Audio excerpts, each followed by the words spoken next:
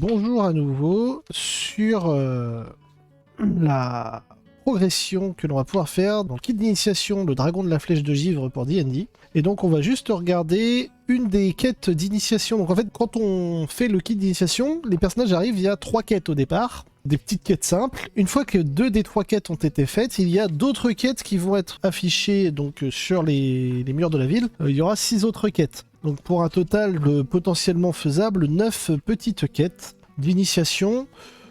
C'est pas mal. C'est vraiment pas mal. Ça fait quand même la possibilité pour les victimes de bien découvrir le potentiel d'un jeu de rôle. Et pour un maître de jeu, de se laisser aller, plus ça va, plus se laisser aller vers l'improvisation. Donc moi, je vais vraiment parler de... Là, moi, j'ai un matériel de base qui est très riche, très documenté. En fait, pour un MJ débutant, il y a même... Là, je vais le dire très clairement. Alors, j'aimerais bien montrer un... En fait, de vite fait, voilà, très vite fait, de très loin, on a des plans comme ça. Donc là, je vais zoomer un tout petit peu, mais il y a plein de pièces, il y a plein de machins et tout. Moi, ça, je dis non. Alors, il y a des MJ qui vont les utiliser de manière extrêmement efficace, extrêmement intelligente, qui vont être rapides et tout. Là, un plan comme ça, ouais, voilà, hein, c'est tout petit, alors que ça représente un lieu immense. Il faut donc un matériel, une flip map, pour pouvoir redessiner tout le plan. Le dessiner progressivement, c'est-à-dire que pendant que vous maîtrisez, vous dévoilez au fur et à mesure ce que voient les personnages, c'est ingérable. Clairement, c'est ingérable. Moi, en tout cas, je fais ça depuis des années, je le dis, il faut pas faire comme ça. Les plans sont trop détaillés pour, à mon sens, être refaits à la main en cours de partie. Ce qui est pas mal, par contre, c'est que s'il y a une baston dans les locaux, là, tu prends le plan, tu vois, une baston, en fait, ça se passe sur 2-3 pièces. Et donc, tu peux prendre le plan et faire un zoom sur ces 2-3 pièces et dessiner, en fait, les murs, éventuellement, si tu vois qu'il y a des éléments de décor qui sont indiqués, les mettre, histoire que tout le monde puisse s'y repérer un peu, mais tout refaire... Faut être un putain de grand malade. Je sais qu'il y en a qui le font, j'ai vu des MJ faire ça. Je tiens à le dire, faut pas faire ça. Bien décrire, c'est mieux. C'est très bien. Par contre, après, parce que là je parle d'un Donjon et Dragon en fait, mais par contre, quand on fait un jeu plus moderne avec des joueurs qui vont te sortir, oui, alors moi je vais pirater les plans, enfin, je vais récupérer sur le site de la mairie les plans du bâtiment. Hein, voilà. Alors là, tu peux leur filer un plan tout pourri, complètement vide, c'est-à-dire en fait, littéralement, les plans d'un bâtiment, donc il n'y a pas de mobilier, il n'y a rien, mais par contre, là-dessus, les PJ vont pouvoir commencer à bosser, réfléchir à comment on va s'infiltrer, tout ça. Mais sur du Donjon et Dragon, la probabilité que... Alors ça peut être intéressant, une aventure où ils vont aller... voler des plans pour justement avoir tous les plans de la tour du mage, machin et tout, ça peut être intéressant. Mais généralement, t'as pas de plan comme ça, donc ça sert à rien d'avoir tout le détail. C'est un point de repère à observer pour le MJ, mais faut pas essayer de le redessiner en vrai. Tu gardes ta carte de côté, puis tu regardes, tu fais ouais, donc vous partez, vous m'avez dit, vous avez une embrancheur, il y a trois chemins, vous prenez le chemin de gauche, ok. Alors sur le chemin de gauche, il y avait ça comme pièce, ok. Et en fait, on peut s'opérer, et puis il y a un embranchement qui ramène, et donc en fait, les joueurs vont. Mais par contre, il peut y avoir, si c'est mal décrit, le sentiment de tourner en rond dans le donjon, parce qu'en fait, on va mal décrire le fait qu'on retourne sur nos pas, des trucs comme ça. Faut vraiment bien le décrire, faut vraiment insister. Faut vraiment bien exprimer les choses, bien les décrire, prendre son temps pour poser le décor, plutôt que de tout dessiner à la main, parce que dessiner à la main, c'est du temps de silence autour d'une table de jeu, sur un truc où en fait, ça va être parfois en fait, nous, on va se focaliser sur, ouais, mais dans cette pièce-là, c'est très important, parce qu'il y a ça, il faut à tout prix que les personnages genre, aillent là et tout. Sauf que les joueurs s'en foutent. Les victimes, parfois, en fait, les détails qui ont énormément d'importance pour le MJ, les victimes s'en foutent. Mais royal, c'est vexant. Ça peut même flinguer un scénar, mais quand les victimes s'en foutent, les victimes s'en foutent. Faut pas les obliger à aller dans une pièce, parce que dans la pièce, il y a le monstre. Bah, le monstre, on le déplace. Si vraiment le monstre est important, et que les victimes se foutent de la pièce, on déplace le monstre. Pas le monstre, il est dans la pièce B12, ils doivent aller dans la pièce B12. Si les victimes ont vraiment pas prévu de faire ce détour-là, bah, le monstre de la pièce B12, on le déplace.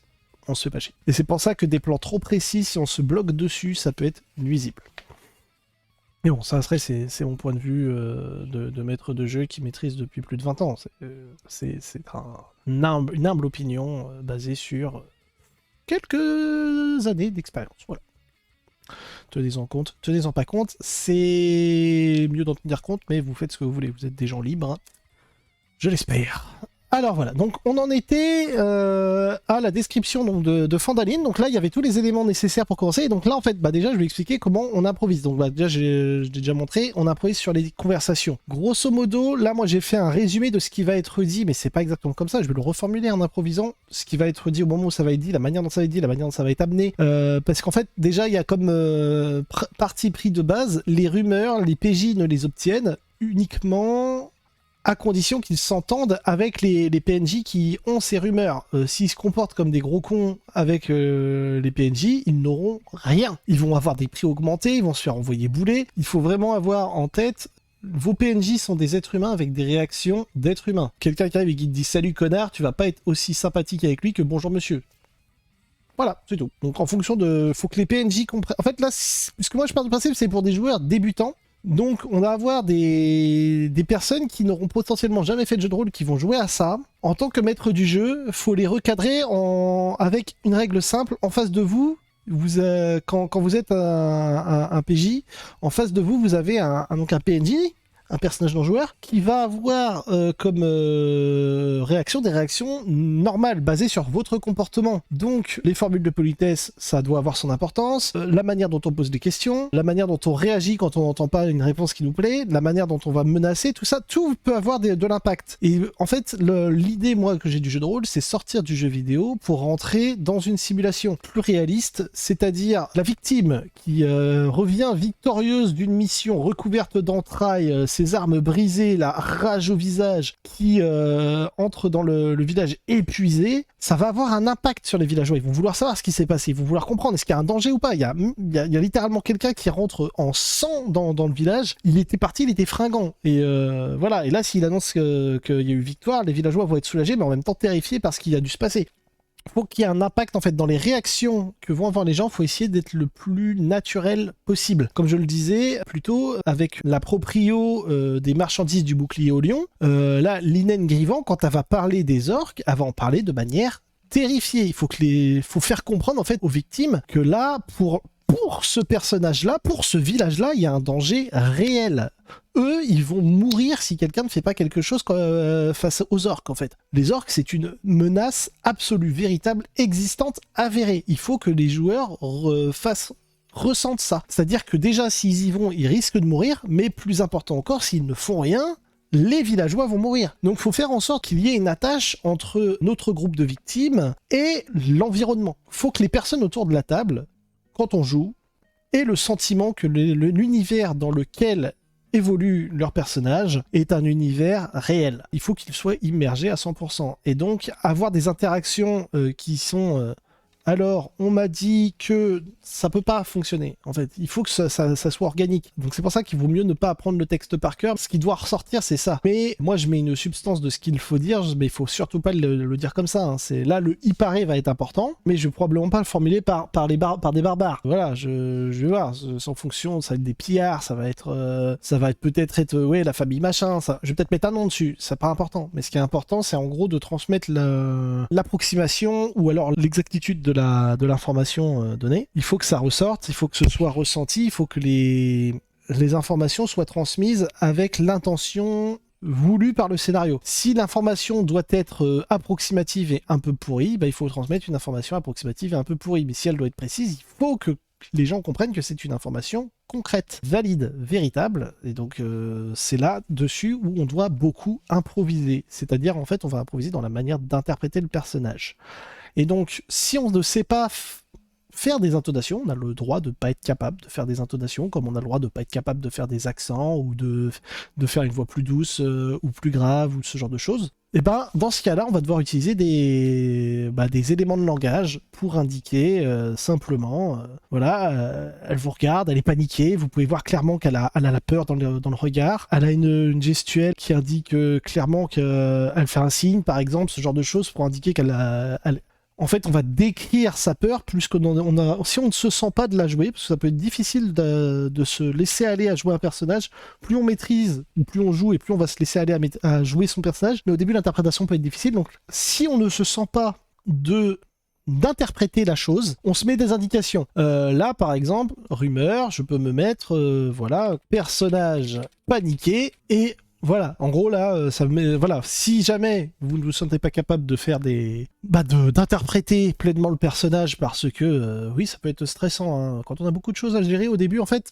quand on n'a pas encore les automatismes de maîtrise, les choses qu'on ne se sent pas de gérer, il faut surtout pas hésiter à se les noter ou à se rattraper derrière en disant oui, quand elle vous a dit ça, vous avez senti qu'elle était paniquée. D'ailleurs, fais-moi un test de perception. Oui, voilà, bon, tu sens clairement, c'est une chose non seulement qui l'inquiète, mais peut-être même elle connaît quelqu'un qui est décédé suite à cette attaque ou quelque chose comme ça. En gros, concrètement parlant, l'improvisation là, ça va être faire sentir au PJ la détresse de la situation du village. Concrètement parlant, ce village, vraiment, il faut vraiment s'en faire sentir cette détresse-là. Et ça, on va pas vous l'écrire comment faire ressentir une détresse. Il va falloir réussir à l'interpréter ou à le signaler, donc à le signifier par du vocabulaire. Mais concrètement parlant, on a un village qui est en train d'être construit sur les ruines d'une ancienne ville.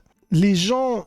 Ils ont tout misé sur... c'est clairement, il y a des gens, ils ont venu installer un magasin. Installer un magasin, ça veut dire que tout leur argent, ils l'ont dépensé pour construire ça. Donc ils ont tout misé dans ce village, littéralement, et ils sont sur le terrain de chasse d'un dragon. C'est terrifiant. Ils ont un village qui était plus loin au nord, qui a été ravagé par des pillards. Enfin, ce genre de choses. Concrètement parlant, en fait, ils ont des menaces véritables, et il faut très clairement faire comprendre aux victimes qui vont être assises autour de la table, que leurs actions peuvent sauver la vie des villageois. Que l'enjeu, en fait, c'est pas d'être égoïste et d'aller chercher l'épée magique, l'enjeu, c'est de sauver un village. On s'en fout du loot. Faut être clair, on s'en fout des récompenses, on s'en fout de l'argent. À un moment donné, ils vont devoir devenir des figures héroïques. Pour devenir des figures héroïques, il faut qu'ils aient conscience que s'ils n'agissent pas, le village et les villageois sont condamnés à mourir. Et pour faire ça, il va falloir donner une âme au village. Il va falloir que les villageois, en fait, ça devienne des gens auxquels les victimes vont avoir, pour lesquels les victimes vont avoir de l'attachement. Alors, pas forcément un attachement amical, mais même quelqu'un que tu détestes, tu veux continuer à le détester un peu. C'est un peu le principe, c'est un peu l'idée. C'est, lui, je peux pas le blairer, mais je vais faire en sorte qu'il reste en vie parce que je le déteste. Voilà, ça va être aussi ça, hein, la manière dont les choses peuvent se passer. Et donc, comment je vais préparer la première quête? Donc en gros j'ai 3 quêtes de départ, je vais en prendre une alors qui est pas trop simpliste parce qu'il faut quand même que vous ayez du détail sur ce que je vais faire. Et puis j'aime bien le nom en fait de celle-là. Donc on va pas faire Gnome en garde, on va faire la quête de l'excavation naine. Déjà on va faire mission de départ, il y en a 3, l'excavation naine. Donc comme je le disais, là j'ai pas besoin de m'embêter. En gros il y a une petite carte, littéralement, donc une carte que mes victimes vont avoir entre leurs mains, qui va très clairement décrire en fait la quête. Donc résumé de la quête que je vous fais à l'arrache, comme ça, si vous voulez voir exactement de quoi il en retourne, bah, vous achetez le kit. Franchement, 20 balles. Pour 2 à 5 personnes, il y a moyen de diviser le prix pour que ce soit honnête. Je vais pas vous donner tout non plus, hein, faut pas déconner, là les gens, il y a un stade, faut acheter. Enfin, c'est ce que je pense. Hein. Faut quand même que les éditeurs et les écrivains puissent vivre, donc... à un moment donné. Mais donc grosso modo la mission est simple en fait, il y a des nains qui sont allés mener des fouilles archéologiques dans des ruines antiques de leur peuple. Voilà. Et donc eux ça va faire des jours qu'ils sont en train de creuser dans la caillasse, ils ne sont pas au courant de ce qui s'est passé ces derniers jours. Ce qui s'est passé ces derniers jours concrètement parlant, c'est qu'il y a un dragon blanc qui s'est pointé sur le territoire et qui est en train de foutre le sbeul. La mission que je trouve assez intéressante parce que là pour le coup on est vraiment sur une mission très simple. C'est vous êtes payé 50 pièces d'or, ce qui est une somme plutôt pas mal si les nains sont prévenus. Donc 50 pièces d'or pour aller prévenir des prospecteurs qu'il y a un danger dans la région. Les personnages ne sont pas pillés pour aller régler un problème, ils sont payés pour aller avertir d'un problème, et ça je trouve ça excellent comme mission de départ. Parce que là c'est une base héroïque pour une quête. C'est pas une base cupide là, c'est je vous paye pour que vous signaliez aux gens qu'il y a un problème. C'est pas mal, c'est vraiment pas mal. C'est intelligent ça. Et donc, là, pour moi, parce que je vais l'oublier, 50 PO pour prévenir des archéologues nains qu'un dragon s'est installé dans les parages. Il n'y a à aucun moment de demande dans la quête de ramener quoi que ce soit. C'est-à-dire, on demande pas, par exemple, parce que les nains, ils auraient des armes ou des trucs. Il n'y a aucun intérêt dans la quête. C'est une quête désintéressée. ce qui en fait une quête géniale. Là, on est vraiment sur une quête héroïque. Prenez le risque, traversez ce territoire qui est attaqué par un dragon, j'insiste sur ce point, pour aller prévenir les archéologues que un dragon est en train de ravager la région. Prenez des risques littéralement pour votre vie, pour sauver quelqu'un. C'est très très bien. Et donc là, si je regarde sur la carte qui m'est indiquée, c'est une carte qui a une échelle approximative. C'est-à-dire, on me dit un hexagone fait 7,5 km. Ok, donc là je regarde, ça fait 1, 2... 3 hexagones, 2 hexagones et demi. Donc la mine, elle est à peu près 20 km du village. 20 km à pied sur du territoire qui n'est pas de la route, c'est long. Il faut compter une grosse demi-journée de marche parce qu'on prend soin de ne pas se péter les chevilles en chemin.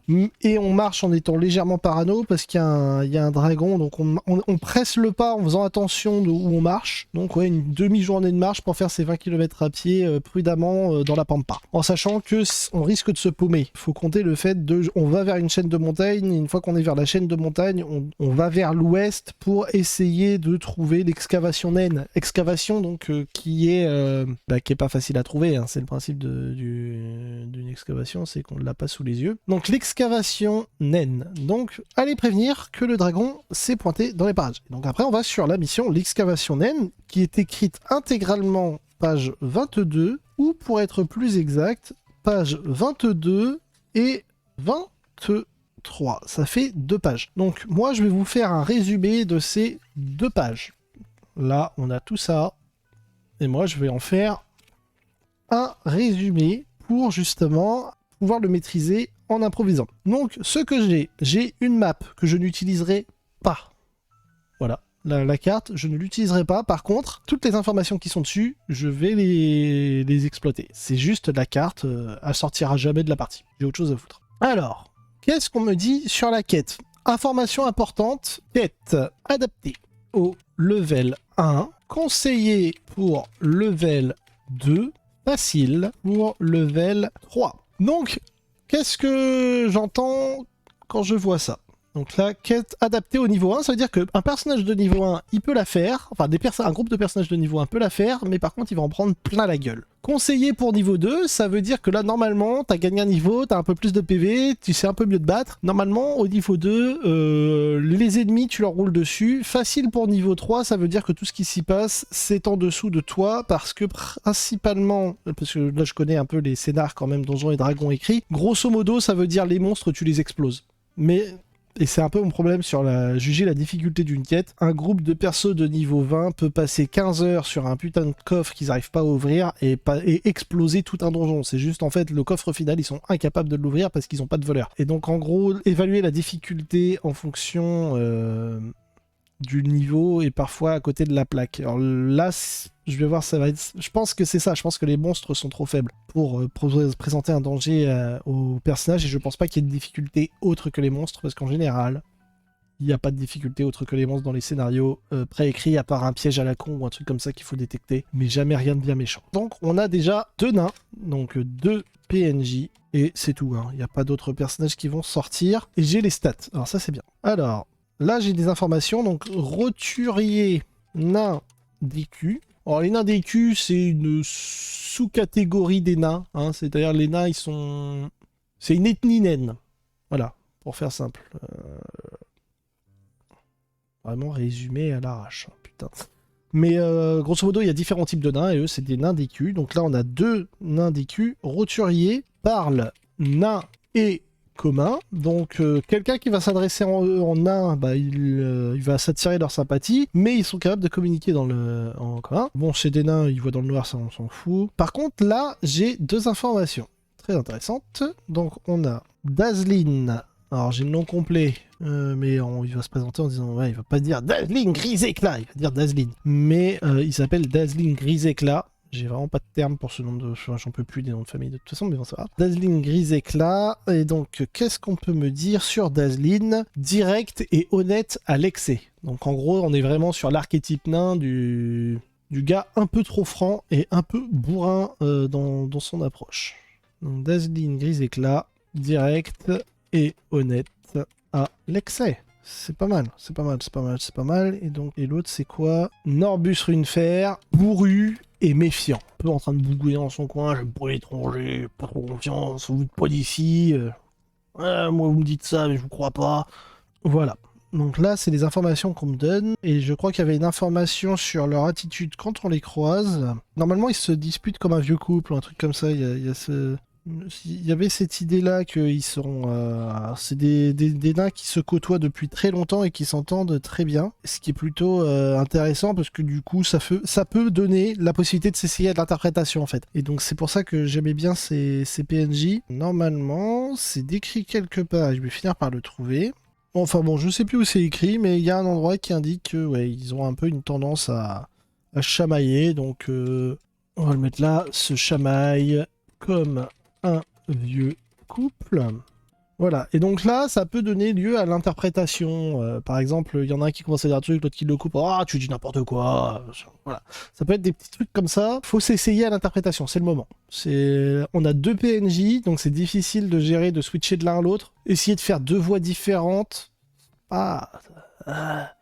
Non, mais tu dis des conneries. Non, je dis jamais de conneries. Faut essayer de changer d'intonation. Et on en a un qui est bourrin dans sa démarche et l'autre qui est renfermé. Donc ça aide. Un qui va atténuer la conversation et l'autre qui va au contraire être très dynamique dedans. Donc ça peut être sympa.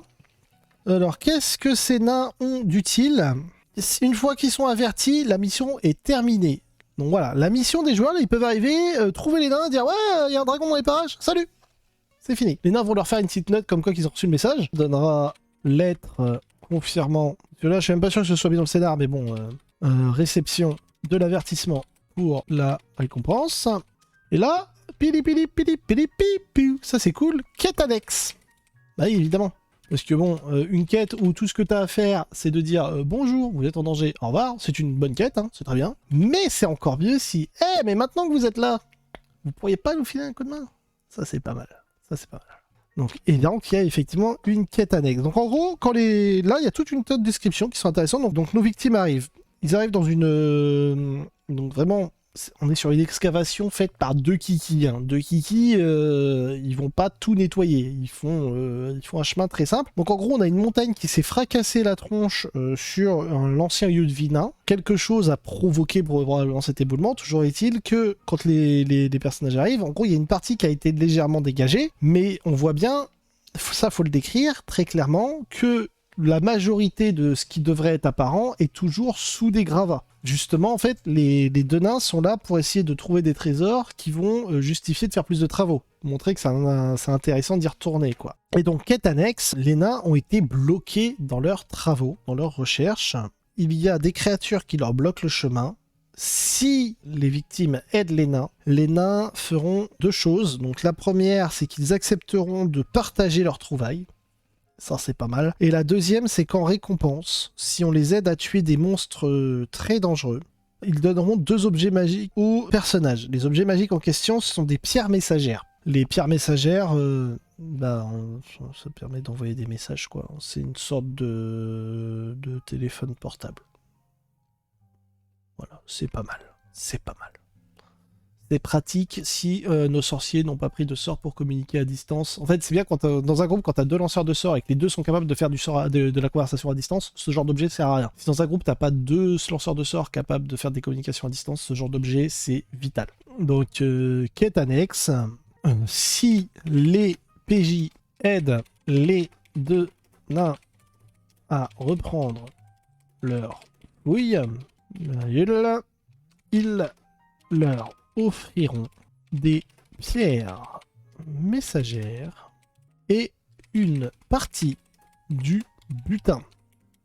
Alors attention aux petits filous. Là, on a affaire à 2 nains qui acceptent de partager une partie de leur butin. C'est-à-dire que si les victimes s'avancent davantage dans les ruines et récupèrent des trucs, les nains vont vouloir qu'on leur file et eux après vont en distribuer. Donc là, on va avoir plusieurs catégories de groupes, une fois de plus. Peut-être qu'un groupe de joueurs particulièrement cupides tuera les 2 nains. C'est même à risque, si vous jouez avec des gens un peu immatures. C'est à risque. Je pense pas que les personnes que je vais avoir à ma table là feront ça, mais clairement, vous avez un risque que là, des PJ refusent de partager ce qu'ils ont trouvé et volent le trésor des nains, voire massacrent les nains. Et peu importe le cas, il y aura des conséquences à cet acte. Faut réfléchir à ça. Quelles conséquences je fais tomber sur les PJ si jamais ils font du mal aux nains, ou s'ils volent les nains. Ce qui est faire du mal à quelqu'un au final. Donc si jamais ils font du mal aux nains, quelles seraient les conséquences? Faut y penser. Voilà. Là, je peux pas donner de piste autre que, à titre personnel, il faut que la punition soit brutale, violente, parce qu'on a 2 nains de bonne volonté qui sont prêts à partager une partie de leur trésor, des nains de bonne volonté prêts à partager une partie de leur trésor dans du Donjons et Dragons, c'est rare.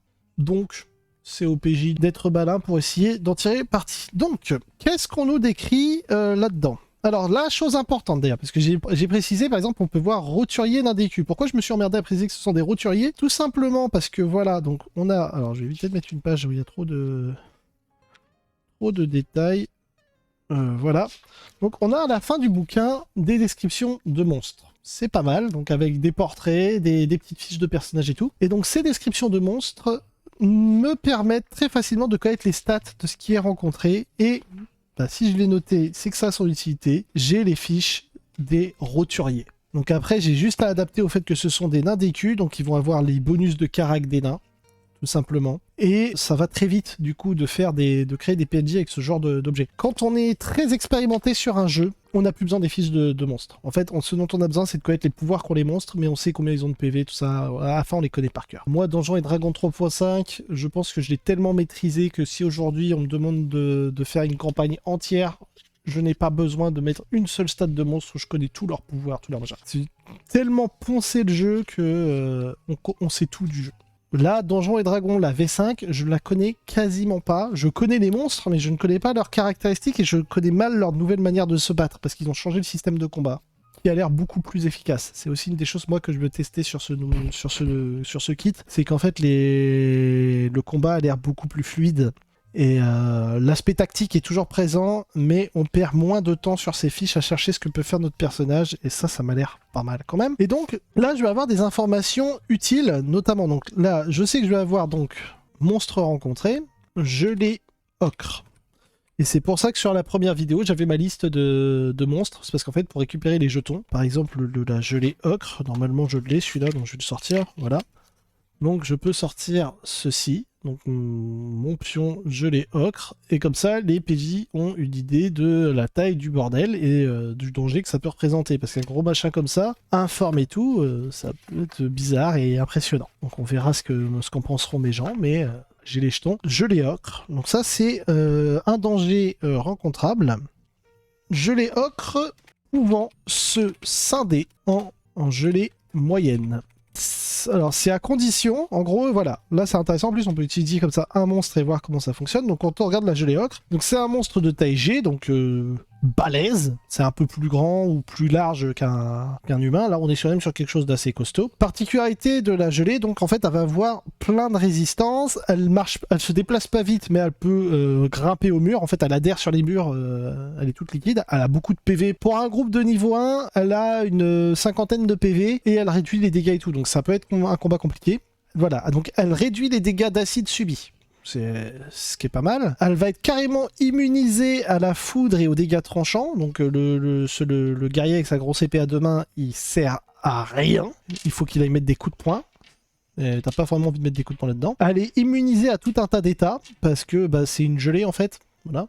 Donc il n'y a pas le truc qui marche pas trop sur elle. Elle a une vision aveugle. Donc en fait, peu importe les conditions d'éclairage, elle va pouvoir percevoir les trucs autour d'elle.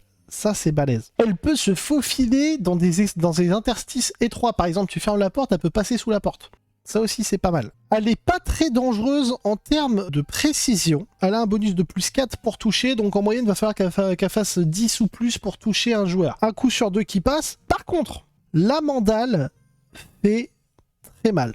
C'est-à-dire que la mandale inflige 2d6 de dégâts contondants, plus 1d6 de dégâts d'acide. Donc, quand on se fait frapper, si on n'a pas de résistance, on se prend 3d6 de dégâts et il y a le bonus de force de plus 2, donc on se prend 3d6 plus 2. Sans qu'il y ait de coup critique, de base, on peut se prendre entre 5 et 20 points de dégâts dans la tronche. Au niveau 1, 20 points de dégâts, c'est colossal. Et 5, qui est le minimum que fait la gelée, c'est déjà dévastateur pour certains personnages.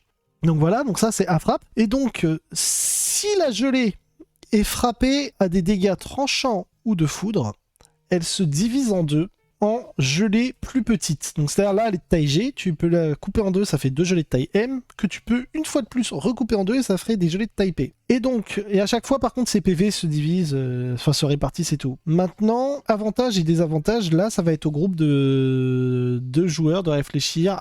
S'ils ont cette information, ou s'ils sont capables d'improviser sur le tas en voyant, par exemple, en coupant une gelée en deux, en voyant que maintenant il y en a deux, s'ils sont capables d'improviser là-dessus, ou qu'ils sont capables de planifier parce qu'ils se sont renseignés sur le monstre et qu'ils savent que ça fait ça, donc il y a des tests de connaissances tout simplement, à partir du moment où les nains leur disent ouais, il y a une gelée ocre qui nous bloque la route, les joueurs peuvent réfléchir, mais donc du coup, stratégiquement parlant, diviser pour mieux régner, par exemple, ça peut être pas mal. Si par exemple on a un petit sort de zone qui fait pas beaucoup de dégâts, donc ça sert à rien contre la gelée de taille G, mais qu'une fois qu'elle a été coupée en deux, puis encore en deux, là, on arrive à faire quelque chose qui fait faire assez de dégâts sur toutes pour qu'elle leur provoquer une fuite ou la mettre tout en danger, ce genre de choses. Ça peut être stratégiquement intéressant. A l'inverse, si on a un gros sort qui fait des gros dégâts une seule fois, bah, c'est peut-être intéressant de d'abord lui mettre ça dans la tronche avant de la diviser en deux.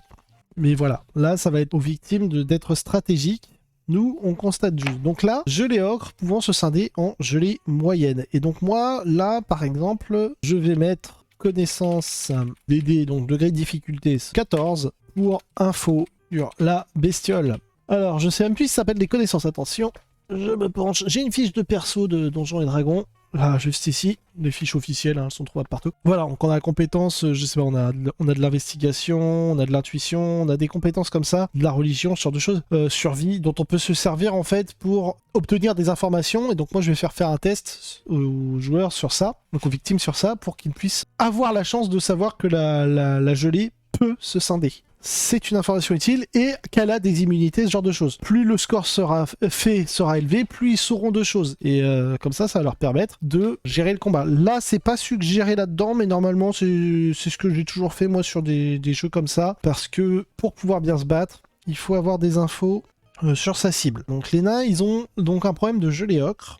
Donc, on a des gelées ocre. Et c'est tout, je crois, en danger. Il y a un piège. Et donc, chose importante, à la fin de la mission, il y a des orques.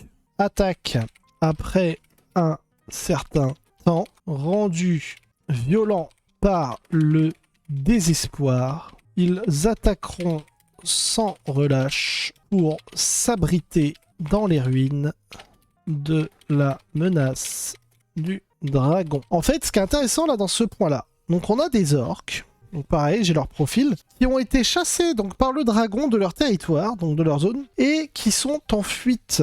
Ils sont désespérés, ils ont besoin d'un nouvel abri pour survivre. Et donc, eux, si les PJ repartent avant que les nains... voilà, ils arrivent, ils préviennent les nains et ils partent. Dans ce cas-là, les orques attaqueront les nains et on ne verra jamais les nains, ou alors les nains arriveront blessés gravement et pour mourir aux portes du village en signalant que des orques ont pris possession des lieux. Si jamais les PJ restent et protègent les nains, du coup, les nains, ils vont peut-être se dire, bon, on va peut-être arrêter l'excavation et aller au village. Mais, et là, ça va être mon apport personnel, le scénario ne prévoit pas ça. Mais les orques sont des créatures intelligentes. Et ils sont terrifiés par le dragon. Si les PJ arrivent à s'imposer suffisamment pour que les orques les écoutent, il est possible de négocier une trêve temporaire pendant laquelle les orques prêtent leur service au village pour se défendre du dragon et font une trêve temporaire. Et là, sur une campagne à long terme, c'est hyper intéressant parce que on crée une relation entre un village et un groupe d'orques qui a des comportements extrêmement maléfiques, mais peut-être que les orques peuvent devenir des mercenaires qui vont protéger le village contre rémunération, j'en sais rien, mais il y a moyen de faire quelque chose à partir de juste ça. Donc moi, là, je laisserai la possibilité à une négociation si les victimes font en sorte que négociation est liée, parce que ça rendra le tout beaucoup plus intéressant. Donc là, j'ai la description des orques après. Et donc toute la partie là que je viens de dire, ça, moi, c'est de la place à l'impro. C'est-à-dire, en fonction de comment agissent les victimes, si je vois que là, j'ai des gens autour de la table qui ont envie d'aller négocier, qui ont envie qui vraiment, leur objectif, c'est pas de se battre, mais de trouver un allié de fortune, j'irai dans ce sens-là. S'ils veulent se maraver, ils vont en prendre plein la gueule.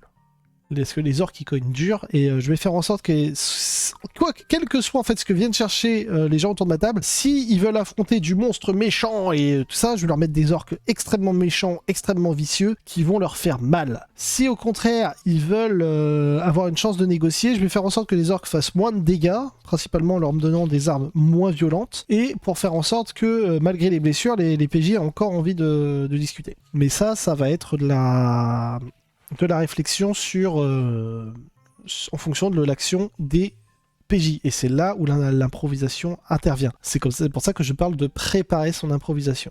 Je sais que les orques vont arriver, je sais ce qu'ils vont faire, eux, les orques, ce qu'ils veulent faire, mais par contre, en fonction des actions des joueurs, j'ai déjà des réactions de prévues. C'est ça, préparer son impro. Je sais que ça peut se produire, donc je peux improviser dessus. Donc ça va être les monstres rencontrés. Maintenant, on me donne des caractéristiques du temple. Information. Les nains veulent fouiller un vieux temple. Leur chemin est barré par des gelées ocre. J'en mettrai une et en fonction de comment ils s'en sortent, j'en mettrai une deuxième ou un truc comme ça. Je teste en fait le jeu. En fonction de comment les joueurs s'en sortent, je rajoute ou pas de la difficulté. Mais d'abord, tu testes ce que peuvent faire tes... Moi là, voilà, je suis dans le cas où je ne connais pas le jeu. La V5, j'y ai jamais joué, littéralement. Je n'y ai jamais touché. Donc je ne sais pas à quel moment ils vont être vraiment en difficulté. Donc, en fonction de ça, on va tester.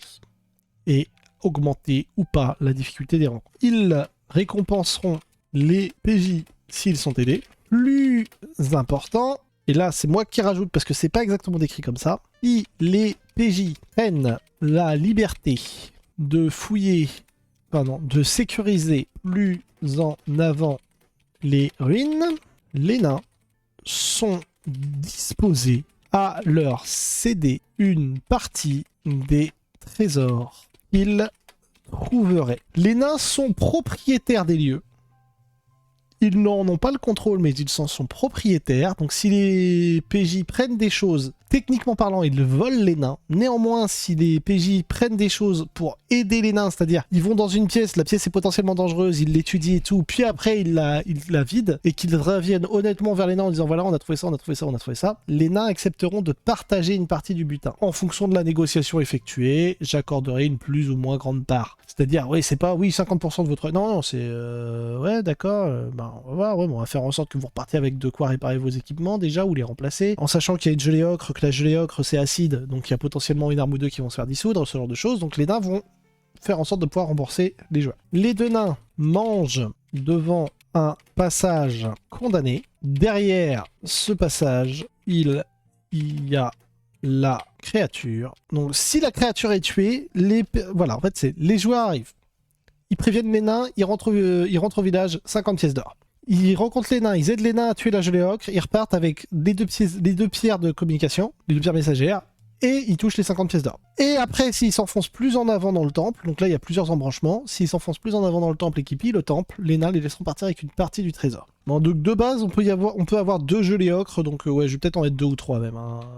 Dans la pièce gardée par les gelées ocres, il y a une cache secrète abritant un petit coffre en pierre, une sorte de boîte à bijoux. Dans le coffre, il y a 15 gemmes valant 10 PO pièces. Donc voilà, donc là ils peuvent se faire, si les nains acceptent de céder par exemple un tiers, ça fait déjà 50 PO pour l'équipe. Pas mal, on est pas mal. On est vraiment pas mal en fait. Ensuite, on a pièce partiellement détruite, autre gelée ocre dans une autre pièce, voilà, donc là on va avoir succession de pièces, d'autres gelées se dissimulent dans l'ombre. Et les gelées ocres, c'est des saloperies qui peuvent se laisser tomber du plafond, donc la première attaque, elle peut même avoir un bonus en fait, quand on fait la première attaque avec une gelée ocre, elle se laisse tomber, donc ça compte comme une charge d'en haut, donc en plus si les joueurs l'ont pas vu venir, c'est une attaque surprise. Tu te prends une masse de vase acide sur la tronche en entrée de combat. Moi, dans ces cas-là, je compte même pas ça comme un coup. Je fais du dégât automatique. En gros, si les PJ l'ont pas vu venir, il n'y a même pas un jet d'attaque. En gros, ils vont se prendre directement des dégâts d'acide sur la tronche. Et il y aura un personnage coincé dedans, faudra le tirer. Enfin, je vais augmenter la difficulté, mais là, c'est parce que j'ai l'habitude de gérer les rencontres. Je déconseille aux MJ qui débutent de se lancer directement dans un truc tordu comme ça. Mais grosso modo, avoir un joueur emprisonné, enfin avoir une victime emprisonnée dans la gelée, ça fait que les autres n'osent pas taper dans la gelée. Ça veut dire qu'il y en a une autre qui va devoir se prendre des dégâts d'acide pour aller la chercher, la tirer. Et une fois que la pauvre personne a été extraite de la gelée, là on peut frapper la gelée, ce qui fait que directement on a une ambiance tendue qui s'installe, avec des personnages qui vont faire preuve de grande prudence et de paranoïa et qui vont regarder en l'air. Et regarder en l'air, ça devient très bien. Pourquoi ? Parce qu'ils ont affaire à un dragon, qu'un dragon ça va attaquer du ciel et qu'ils vont apprendre comme ça à se méfier de ce qui vient d'en haut. Mais là j'insiste, moi ce genre de délire, ne le faites pas si vous êtes MJ débutant. Si vous êtes MJ débutant, la gelée tombe d'en haut, met un coup sur le passage et atterrit à côté, mais n'atterrit pas dessus. Parce que là vous augmentez le nombre de jets de dés à faire, faut réfléchir à quelle solution trouver. Moi j'en ai plein des solutions en tête, par exemple quelqu'un qui enfonce sa lance sur le côté et qui attend que l'autre la grippe pour le tirer, quelqu'un qui va plonger ses mains, prendre des dégâts d'acide pour... Enfin voilà, il va y avoir plusieurs options, ou une bourrasque balancée par un mage qui enfonce sa main dans l'acide pour justement chasser son poteau. Il y a tout un tas de solutions qui existent. Mais ne le faites pas si vous n'êtes pas habitué au combat. En gros, il faut que le combat ce soit une banalité pour vous en tant que maître du jeu, avant de vous lancer dans des délires d'improviser des règles qui n'existent pas. D'abord, c'est une banalité, après on improvise des règles qui n'existent pas. Tout simplement. C'est pour donner de la dynamique, mais voilà, moi c'est ce que je vais faire. Donc, qu'est-ce qu'on a? Donc après, c'est de la ruine. On a une chambre en ruine, on a un bénitier vide, penderie avec des armures en ruine, un squelette nain avec un symbole d'Abalor. Donc voilà, autre trésor, donc là c'est quasiment au fond, vu qu'on est en E10, donc on est vraiment... Voilà. Donc le temple, il va de E1 à E11. Donc là, le dernier trésor, il est l'avant-dernier trésor est en E10 et donc dans une pièce au fond du temple, il y a le squelette d'un prêtre coincé sous des gravats. Il porte un symbole sacré d'Abator. On n'est pas sur du dieu cool valant 50 PO. Alors ça, je considérerais que les nains n'en voudront pas, parce que c'est pas un dieu que les nains vont apprécier. Donc à la rigueur, les nains ils vont leur dire écoutez, nous on garde les gemmes, mais par contre ce truc-là, vous pouvez partir avec, ça vaut tant. Parce que c'est des nains, ils vont évaluer la valeur de l'objet, ils vont dire ouais, cet objet il vaut 50 pièces d'or, vous pourrez le vendre en ville, je pense, y a pas de souci, mais nous on veut pas y toucher, parce que c'est un dieu qui porte pas chance, visiblement. Donc on préfère pas trop s'en approcher. C'est une superstition naine, les humains ils s'en foutront, vous pouvez le vendre en ville, il n'y a pas de souci, parole de nain, on refusera d'y toucher nous. Et enfin il y a une salle tout au fond, donc une salle secrète, enfin non, une salle à déblayer. Dernière salle à déblayer peut prendre plusieurs dizaines d'heures en fonction, voilà, eux ils disent 40 heures pour une personne. Chaque personne qui aide au déblayage divise le temps, donc ça peut prendre quelques heures. Voilà, en gros s'ils s'y mettent à plusieurs, qu'ils ont un peu d'astuce de réflexion et tout, ils vont le déblayer plus ou moins rapidement. C'est une zone qui est presque sans danger, puisqu'il y a une statue piégée. Ça c'est pas mal. Dernière salle à déblayer, vide sauf une statue piégée d'un nain tenant une gemme verte luisante. Si le joyau est retiré, la statue tombe en poussière et le bijou explose, dévastant tout dans un rayon de 3 mètres. Réflexe DD15 et 4D10 perforant. Le réflexe DD15, 4D10 perforant, donc ça c'est du langage de Donjons et Dragons. Donc en gros, l'explosion inflige 4D10 de dégâts perforant. Si tu réussis ton jet de réflexe à DD15, tu vas prendre que la moitié de ces dégâts, sauf si tu as un talent qui va te permettre de les ignorer complètement. Je ne sais pas si dans la V5 le talent qui permet d'ignorer complètement les dégâts existe, j'ai pas encore regardé ces détails-là. Je me suis pas intéressé au personnage, je me suis intéressé à l'histoire. Et donc voilà, donc là moi j'ai 2 pages de scénario avec map, description et tout. Donc là il y a vraiment, là j'ai description des lieux avec les colonnes et tout, il y a vraiment tout qui est décrit, hein, le bouquin est bien fait. Bon, moi ça tient là-dessus. Parce que toutes les informations en fait qui sont données dans le bouquin vont être indispensables pour un MJ débutant. Tout ce que j'ai mis là, déjà moi il y en a trop pour moi en vrai.